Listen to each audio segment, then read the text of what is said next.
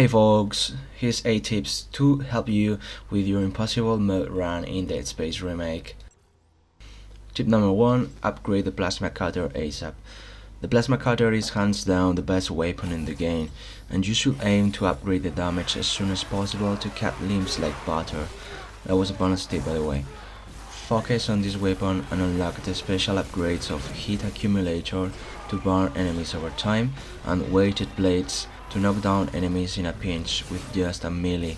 Seriously, I discovered this last upgrade much later in the game and I regret not upgrading it sooner. Tip number 2. Abuse Kinesis and Environment.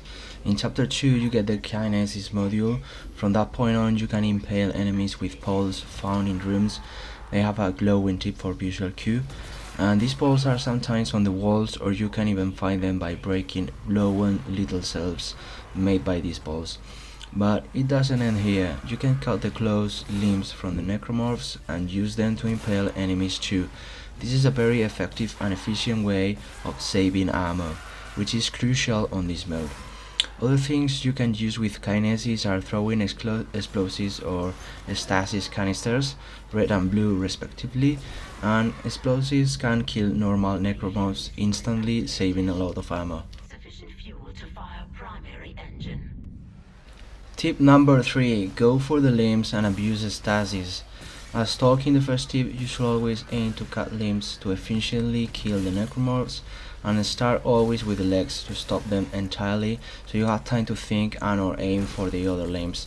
Also use stasis for an easier time on these as much as you can, especially if there are stasis stations nearby for infinite refills.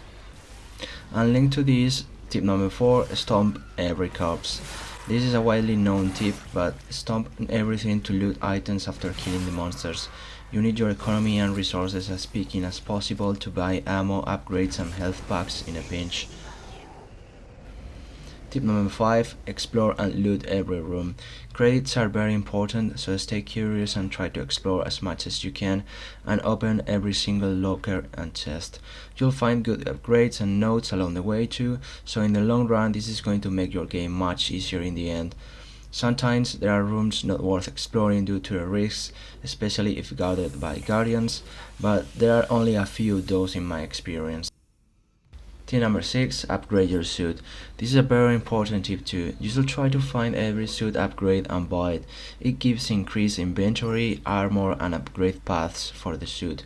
Pretty much an amazing investment, and you want to have the latest suit at all times, especially since it increases the inventory, meaning more items to potentially sell later. Focus on upgrading health and stasis duration and capacity on the suit to be in good shape for the late game challenges in the game. Make them a priority. Now for tip number 7, we have a few weapon recommendations. The assault rifle is a good weapon to have until you get the force gun. It's a great mid-game weapon, and you can power a few upgrades if you're feeling overflowing with them, but take in mind I will advise to drop it mid-game. The best thing about the assault rifle is the alternative fire, which are mines for good crowd control. Much later into the game you get the force gun, which is the last weapon, and you should go for upgrades in this one as the gravity well is amazing for crowd control, which is the alternative fire by the way, and you can do decent damage with upgrades as well.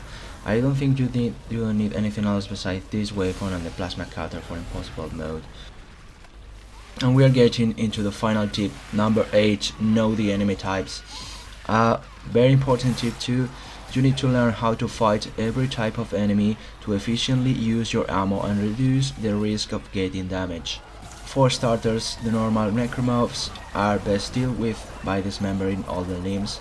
Start with the legs as usual, and later in the game you find a different, faster version of them, the Twitcher, and I recommend to quickly dismember their legs and then stasis them or use the force gun because they are too fast otherwise.